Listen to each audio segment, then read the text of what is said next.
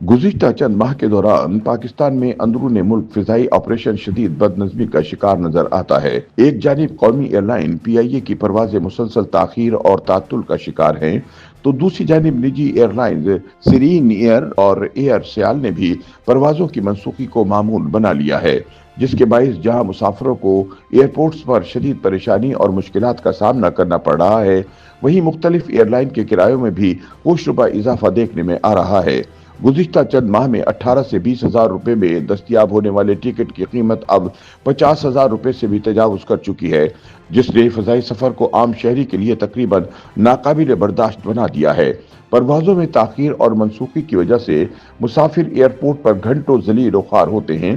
ताहम सूरत हाल की संगीनी के बावजूद हुकूमत की जानिब से ठोस और मौसर इक़दामात दिखाई नहीं देते और यूं महसूस होता है कि वो सिर्फ नोटिस लेने और एयरलाइंस की वजाहतों पर इक्तफा कर रही है, जबकि इस बहरान को संभालने की संजीदा कोशिश कहीं दिखाई नहीं देती। पाकिस्तान में सिरीन एयर और एयर सियाल की अंदरून मुल्क परवाजों की मनसूखी बारे वफाकी वजीर दिफा और हवाबाजी ख्वाजा आसिफ का कहना है कि दोनों एयरलाइंस के एयरक्राफ्ट ग्राउंड होने की वजह से मुल्की परवाजें मुसलसल मुतासिर हो रही हैं।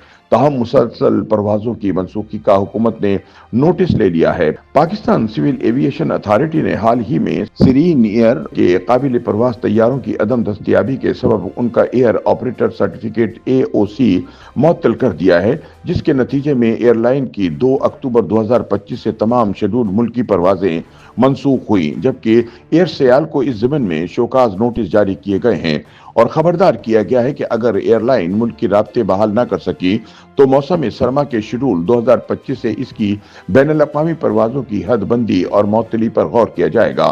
ताहम जहां अंदरून मुल्क मुख्तलिफ निजी एयरलाइंस का शेड्यूल शदीद मुतासिर है, वहीं इनके किरायों में भी होशरुबा इजाफा देखने में आ रहा है।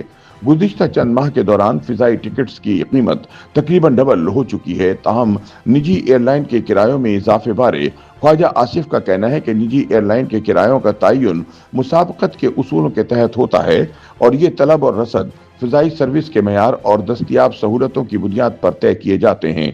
रियासती इंतजामिया का मकसद हवाबाजी के शोबे में हिफाजत, सिक्योरिटी और कारकर्दगी को बेहतर बनाना है। ख्वाजा आसिफ के बकौल कोई भी मुल्क फ़िज़ाई सफ़र के किरायों को इसलिए फिक्स नहीं करता ताकि कीमत, मयार और सफरी सहूलतों के दरमियान तवाज़ुन बरकरार रह सके।